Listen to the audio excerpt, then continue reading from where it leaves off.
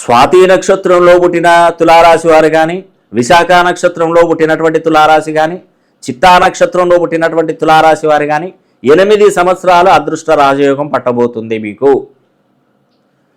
అవునండి, నేను చెప్పింది నిజమే, మీరు వింటున్నది నిజమే. మీరు కోటీశ్వరులు అంటే కోటీశ్వరులు అనే మాట వస్తేనే ఈ వీడియో కట్ చేస్తున్నారు, అవసరం లేదు. సరే, కోటీశ్వరులు అవసరం, లక్షాధికారులు అనుకోండి, లేదంటే మీకు ఉన్నటువంటి అప్పులన్నీ తీరిపోయినాయి అనుకోండి, మీకు చక్కగా ఎవరిని చేయి చాచి ఒక పైసా అడగకుండా ఉన్నారనుకోండి, ఇలా చెప్తే ఓకేనా? ఇలానే జరుగుతుంది, మీకు మంచి జరుగుతుంది. తులారాశి వారికి లక్షలు కోట్లద్దండి బాబోయ్, మాకు లక్షలద్దు కోట్లద్దు, మా పిల్లల్ని బాగా చదివించుకొని మంచి ఉన్నతంగా జీవిస్తే సరిపోతుంది అనే వాళ్ళు ఎంతమంది ఉన్నారు? చాలామంది ఉన్నారు. కానీ నేనేం చెప్తున్నానంటే, మీ పిల్లల్ని చదివించుకుంటూ మీరు మామూలుగా ఉండడం కాదు బాబోయ్, మీరు కోటీశ్వర్లు అవుతారు ఖచ్చితంగా. 8 ఏళ్లలో జాక్పాట్ కొడతారు.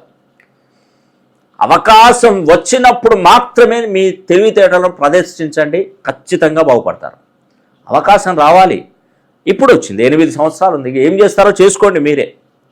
ఎవరి సలహాలు తీసుకుంటారో తీసుకోండి, ఎంత సంపాదిస్తారో సంపాదించుకోండి, ఎలా ఖర్చు పెడతారో పెట్టుకోండి. జీవితం మాత్రం ఖచ్చితంగా ఒక రూట్లోకి వచ్చేసింది.